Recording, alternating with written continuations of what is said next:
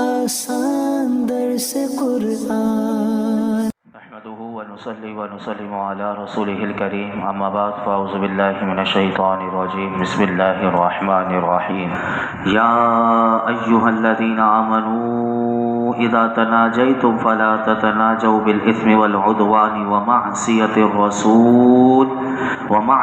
الرسول وتناجوا بالبر والتقوى واتقوا الله الذي الیہ تحشرون۔ اے ایمان والو، جب تم آپس میں مشورہ کرو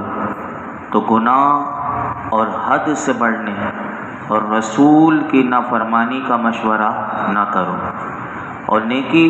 اور پرہیزگاری کا مشورہ کرو، اور اس اللہ سے ڈرو کہ جس کی طرف تمہیں اکٹھا کیا جائے گا۔ اس سے پہلی آیت میں گناہ، حد سے بڑھنے اور رسول کریم کی نافرمانی کرنے کے بارے میں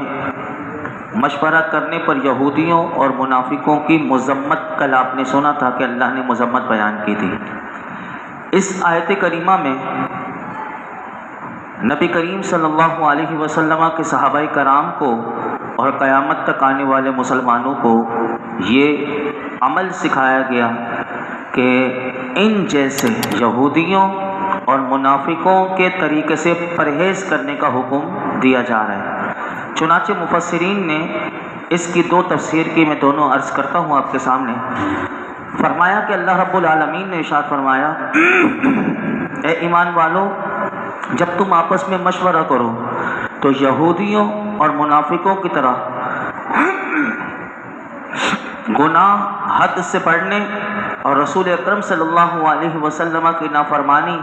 کرنے کا مشورہ نہ کرنا، بلکہ نیکی اور پرہیزگاری کا مشورہ کرنا، اور اس اللہ سے ڈرتے رہنا کہ جس کی طرف تم اکٹھے اٹھائے جاؤ گے اور وہ تمہیں تمہارے اعمال کی جزا دے گا۔ بعض مفسرین کے نزدیک اس آیت میں منافقوں سے ڈائریکٹ خطاب ہے، اور اب آیت کا معنی یہ بنے گا کہ اے اپنی زبان سے ایمان لانے والو، کہ جب تم آپس میں مشورہ کرو تو گناہ اور حد سے بڑھنے اور رسول اللہ کی نافرمانی کا مشورہ نہ کرو، بلکہ نیکی اور پرہیزگاری کا مشورہ کرو، اور اللہ سے ڈرو کہ جس کی طرف تم حساب کے لیے اٹھائے جاؤ گے، اور حساب کے لیے اٹھائے جاؤ گے تو وہ تمہیں تمہارے مشوروں کی جزا دے گا۔ ایسی سرگوشیاں کرنے کو منع کیا گیا کہ جس میں گناہ ہو، کہ جس میں گناہ کے مشورے ہوں، جیسے کہ بعض لوگ فلمیں، ڈرامے بنانے کے بھی آپس میں مشورے کرتے ہیں کہ کس طرح کے ڈرامے۔ اب آپ دیکھیں نا، یہ بھی ایک بغیر مشورے کے تو بن نہیں سکتا ڈرامے، فلمیں وغیرہ۔ جیسے پاکستان میں اگر بنے یا ہندوستان میں بنے اور مسلمان بنائیں تو ایسے مشورے کہ جس میں گناہ کے مشورے ہوں تو اس کے لیے منع کیا گیا، اور فرمایا کہ ایسی تجویز بھی نہ سوچو کہ جس سے لوگوں کے لیے تم تکلیف پہنچانے کے لیے تجویز سوچو، یا اللہ کی رسول کی نافرمانی اور مخالفت کے لیے تم ایسے کام جو سیکھو۔ فرمایا کہ اس سے روکا گیا۔ اور اسی طرح یہاں تک مفسرین نے لکھا کہ مسلمانوں کو ایسی میٹنگ میں بھی کبھی نہیں جانا چاہیے کہ جہاں مسلمانوں کو تکلیف پہنچانے کے لیے کوئی سازش تیار کی جا رہی ہو، تو ایسی میٹنگ میں بھی بیٹھنے سے منع کیا گیا۔ لیکن البتہ اگر کسی نیک اور مفید کام کے لیے اگر باہم مل کر لوگ مشورہ و صلاح کریں تو فرمایا اس میں کوئی حرج نہیں۔ اور اللہ رب العالمین نے آگے اس آیت سے مفسرین یہ بھی کہتے ہیں کہ 4 باتیں معلوم ہوئی۔ نمبر 1 کہ مسلمان جب بھی مشورہ کریں، صلاح مشورہ کریں تو مسلمانوں سے کریں، یعنی کافروں سے کبھی بھی نہ کریں، اور مسلمانوں کے علاوہ کافروں کا اپنا مشیر وغیرہ بھی نہ بنائیں۔ اس آیت سے یہ بھی معلوم ہوا۔ نمبر 2 فرمایا کہ آپس میں مشورے بھی اچھے کریں، برے نہ کریں۔ اسی طرح اس آیت کریمہ سے یہ بھی سیکھنے کو ملتا ہے کہ مسلمانوں کی خلوت بھی جلوت کی طرح پاکیزہ ہونی چاہیے، یعنی یہ نہیں کہ جس طرح اس آیت کریمہ میں کہ مل کر باہم مل کر پاکیزہ رہنے کے لیے اللہ رب العالمین نے کہا کہ پاکیزگی اور باہم مشورے اگر تم کرو تو نیکی کے اور پرہیزگاری کے، تو فرمایا اسی طرح انسان تنہائی میں بھی ہو تو وہ پرہیزگاری کو اپنائے اور انسان تنہائی میں بھی نیکیاں کرے، گناہوں سے اپنے آپ کو بچائے۔ اسی طرح نمبر 4 جو چوتھی بات سیکھنے کو ملی وہ یہ کہ تنہائی میں بھی رسول اللہ صلی اللہ علیہ وسلم کا ادب اور احترام ملحوظ رکھے۔ اب دیکھیں علماء نے ایک خوبصورت بات لکھی، علماء کہتے ہیں مبارک ہے وہ عالم کہ جو اپنی تنہائی میں رسول اللہ صلی اللہ علیہ وسلم کے فضائل کے سوچے اور ان کی شان کے بارے میں سوچے، اور فرمایا بد نصیب ہے وہ شخص کہ جس کا وقت ہی رسول اللہ کی توہین کے بارے میں سوچنے میں گزرے۔ یعنی دیکھیے کہ کیسا بد نصیب ہوگا کہ جو ہر وقت اگر وہ سوچتا رہے کہ اس میں اس کو توہین کے پہلو ہی وہ نکالتا رہے اور اس کو فضائل نہ ملے، اسے حضور کی کمال و شان نہ ملے، تو فرمایا اس سے بڑا بدبخت کون ہوگا۔ اور مبارک ہے وہ شخص کہ جو ہر وقت حضور کی شان کے بارے میں سوچے کہ اللہ نے میرے آقا ہیں جن کا میں امتی ہوں، انہیں کیسی شانیں اور کیسی عظمتیں اور کیسا مقام اللہ رب العالمین نے عطا فرمایا۔ تو یہ انسان جب انسان جو جلوت کی محفلیں ہوتی ہیں جب حضور کا مقام سنے گا تو پھر تنہائی میں بیٹھ کر جب وہ سوچے گا تو اس کے دل میں آقا علیہ الصلوۃ والسلام کا ادب اور احترام جو ہے وہ بڑھتا ہی چلا جائے گا۔ آگے اللہ رب العالمین نے ارشاد فرمایا انما النجوى من الشیطان لیحزن الذین آمنوا ولیس بضارهم شیئا الا باذن اللہ وعلی اللہ فلیتوکل المؤمنون۔ وہ پوشیدہ مشورہ تو شیطان کی طرف سے ہے تاکہ وہ ایمان والوں کو غمگین کرے، اور وہ اللہ کے حکم کے بغیر ایمان والوں کا کچھ نہیں بگاڑ سکتا، اور مسلمانوں کو تو اللہ ہی پر بھروسہ کرنا چاہیے۔ اس آیت کریمہ میں اللہ رب العالمین نے ارشاد فرمایا کہ وہ مشورہ تو شیطان ہی کی طرف سے ہے کہ جس میں گناہ حد سے بڑھنا اور رسول کریم کی نافرمانی ہو، اور شیطان اپنے دوستوں کو اس بات پر ابھارتا ہے کہ وہ ایمان والوں کو غمگین کر دے، اور فرمایا کہ وہ اللہ کے حکم کے بغیر مسلمانوں کا کچھ نہیں بگاڑ سکتے، اور مسلمانوں کو اللہ پر بھروسہ کرنا چاہیے، کیونکہ اللہ پر بھروسہ کرنے والا کبھی بھی نقصان میں نہیں رہتا، ہمیشہ جو اللہ پر بھروسہ کرتا ہے وہ فائدے میں ہی رہتا ہے۔ اسی طرح آگے ارشاد فرمایا یا ایھا الذین آمنو،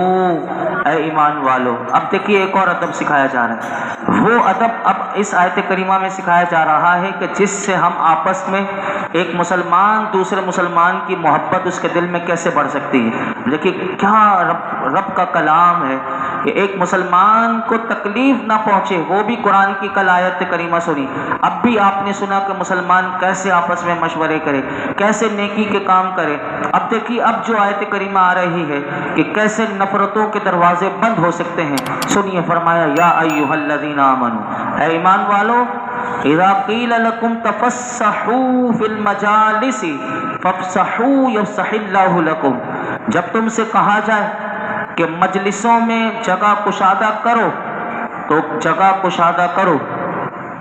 اللہ تمہارے لیے جگہ کشادہ فرمائے گا۔ وَإِذَا قِيلَ انشُزُوا فَانشُزُوا، اور جب کہا جائے کھڑے ہو جاؤ تو کھڑے ہو جایا کرو۔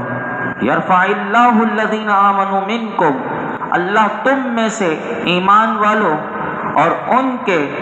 وَالَّذِينَ أُوتُوا الْعِلْمَ دَرَجَاتٍ، کہ اللہ رب العالمین تم میں سے ایمان والوں اور ان کے درجات بلند فرماتا ہے کہ جنہیں علم دیا گیا،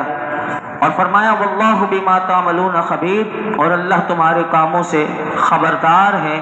اس آیت کریمہ میں مسلمانوں کو مل کر بیٹھنے کے لیے آداب سکھائے جا رہے ہیں کہ مل کر جب بیٹھنے کے آداب کیا ہیں، تو فرمایا کہ جس پر عمل کرنے کی برکت سے باہمی انسان کے درمیان محبت بڑھے گی اور ایک دوسرے کا احترام پیدا ہوگا۔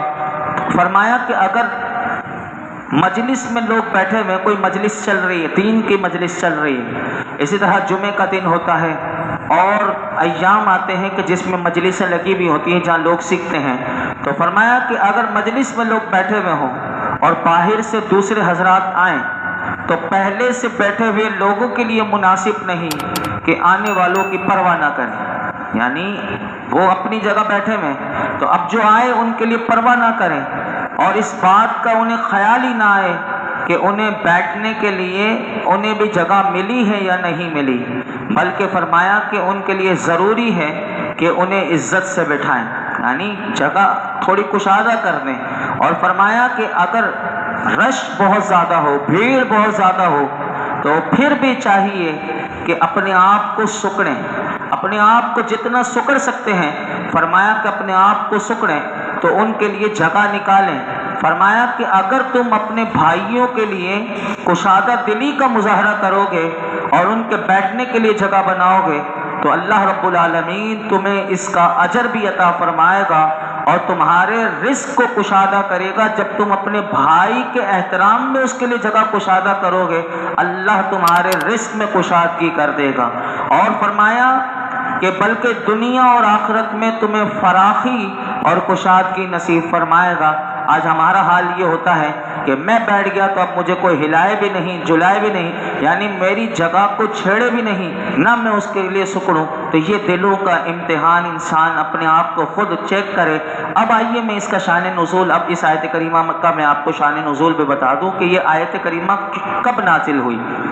شان نزول مفسرین نے اس کا یہ لکھا کہ غزوہ بدر میں حاضر ہونے والے صحابہ کرام، اب ان کی الگ شان ہے کیونکہ اسلام کا سب سے پہلا معرکہ، کہ جب اسلام کے اس وقت کے یہ مجاہدین ہیں کہ جس وقت اسلام کو مٹانے کے لیے سارے کافر ایک ہو چکے تھے، اور اس وقت اس دین کے لیے اور اسلام کے لیے جنہوں نے اپنی جانوں کو ہتھیلی پہ لے کر رسول اللہ کی فرما برداری میں حضور کے دامن کو تھامتے ہوئے جو آئے تھے وہ بدری صحابہ جو تھے، اللہ اکبر، میرے آقا علیہ الصلوۃ والسلام ان کی عزت کرتے تھے کیونکہ یہ اسلام کے سب سے پہلے مجاہدین تھے۔ اب دیکھیے کہ ایک مجلس حضور کی لگی ہوئی ہے، ایک روز چند بدری صحابہ مجلس میں ایسے وقت میں پہنچے کہ جب میرے آقا علیہ الصلوۃ والسلام کی مجلس شریف جو تھی وہ بھر چکی تھی۔ نبی کریم صلی اللہ علیہ وسلم کی بارگاہ میں جب وہ آئے تو آتے ہی انہوں نے سامنے حضور کے کھڑے ہو کر سلام عرض کیا۔ نبی کریم صلی اللہ علیہ وسلم نے انہیں جواب دیا، پھر انہوں نے جو حاضرین بیٹھے ہوئے تھے انہیں بھی سلام کیا تو انہوں نے بھی جواب دیا۔ پھر وہ جو بدری صحابہ جو تھے وہ اس انتظار میں کھڑے رہے کہ ان کے لیے مجلس شریف میں جگہ بنائی جائے، مگر کسی نے بھی جگہ نہ دی۔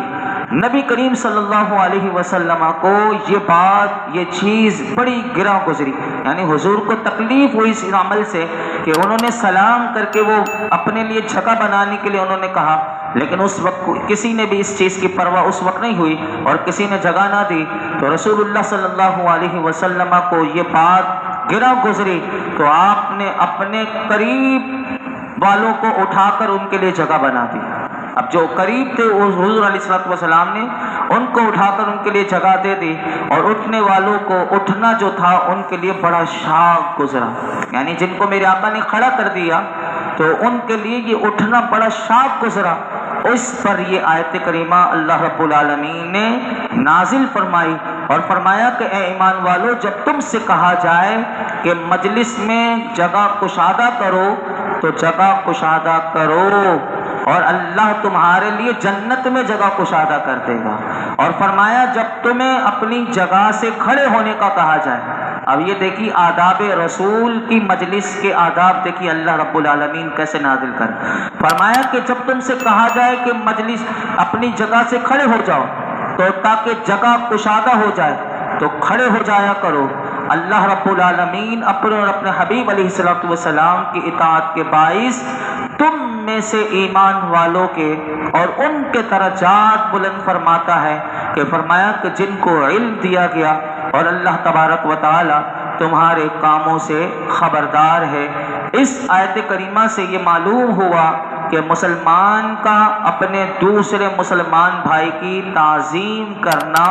اس کا احترام کرنا، اسے عزت دینا، اس کے لیے آتے وقت جگہ بہت پڑی ہوئی ہے لیکن پھر بھی انسان تھوڑا سا ہل جائے کہ میرا بھائی میرے ادھر آ کے قریب بیٹھ جائے، یہ عزت تو یہ احترام دینا یہ محبت کو بڑھاتا ہے کہ اس کے دل میں میرے لیے عزت ہے تو یہ تھوڑا ہلا جلا، تو یہ ہلنا جلنا بھی بھلے جگہ کشادہ بھی ہو لیکن انسان ہلے جلے بھی تو اس سے بھی عزت بڑھتی ہے۔ اور ایک مسلمان کی تعظیم کرنا یہ اللہ کو بہت بڑا یعنی یہ محبوب عمل ہے اور اللہ کو بڑا پسند ہے، اور اسی پر اللہ رب العالمین نے اجر و ثواب کا وعدہ فرمایا ہے۔ تو مفسرین اور علماء کہتے ہیں کہ ہم سب مسلمانوں کو چاہیے کہ ہم ایک دوسرے کی عزت کیا کریں، تعظیم کیا کریں۔ حدیث پاک سنیے، حضرت ابو موسیٰ اشعری رضی اللہ تعالیٰ عنہ روایت کرتے ہیں کہ رسول اکرم صلی اللہ علیہ وسلم نے ارشاد فرمایا،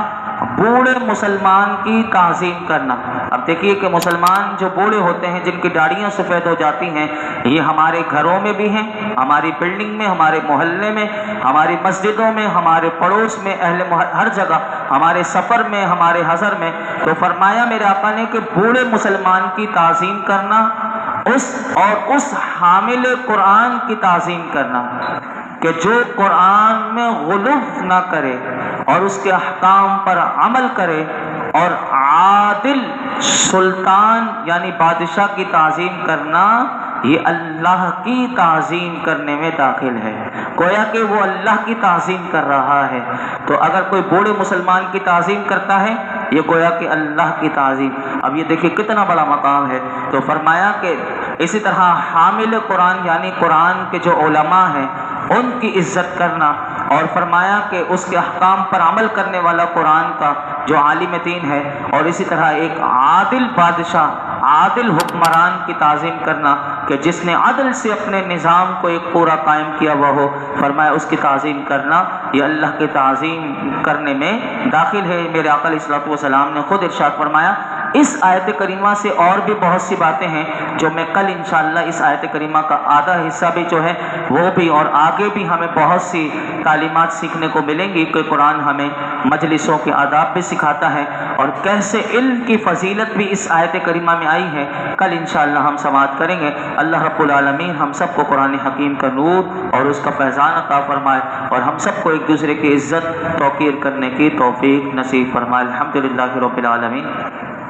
والصلاة والسلام علی سید الانبیاء والمرسلین وعلی آلہ واصحابہ اجمعین۔ یا اللہ پاک جو کچھ سنا اس میں کوئی غلطی کوتاہی ہو معاف فرما، اپنی بارگاہ میں قبول فرما۔ نماز عشاء پڑھنا پڑھانا قبول فرما، درود و سلام پڑھنا اپنی بارگاہ میں قبول فرما، درس قرآن دینا، سیکھنا سکھانا، سمجھنا سمجھانا اپنی بارگاہ میں قبول فرما۔ ہمارے لیے سیکھنا سکھانا آسان کر دے، عمل کرنا آسان کر دے، ہم سب کو با عمل بنا دے، با اخلاق بنا، با حیا با کردار بنا۔ اے اللہ اپنی پسند کا بندہ بنا دے، اپنے محبوب کا عشق عطا فرما، اپنے محبوب کی محبت عطا فرما، تیرے محبوب کی سچی غلامی نصیب فرما۔ آج تک ہم نے جتنی دعائیں کی ہیں میرے مولا ہماری تمام دعاؤں کو قبول فرما، ہمارے دلی جائز مرادوں پر اپنی رحمت کی نظر فرما، ہماری پریشانیاں دور فرما، ہمارے بیماروں کو شفا عطا فرما، ہمارے رزق دسترخوان کو وسیع فرما، حلال طیب مبارک وسیع آسان روزی عطا فرما، مرتے دم تک اپنے سوا کسی کا کسی لحاظ سے ہمیں محتاج نہ کرنا۔